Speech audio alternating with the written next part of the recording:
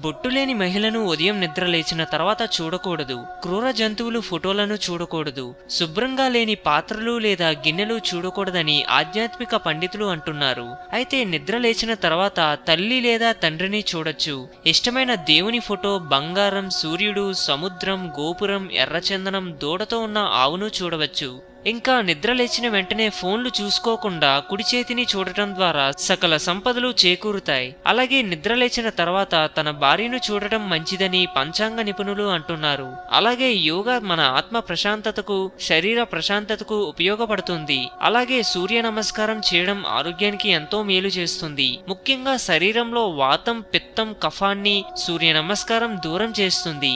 Hinduism గురించి మరెన్నో గొప్ప గొప్ప విషయాలను తెలుసుకోవడం కోసం మా ఛానల్ని సబ్స్క్రైబ్ చేయండి. ఈ వీడియో మీకు నచ్చినట్లయితే లైక్ చేయండి, షేర్ చేయండి.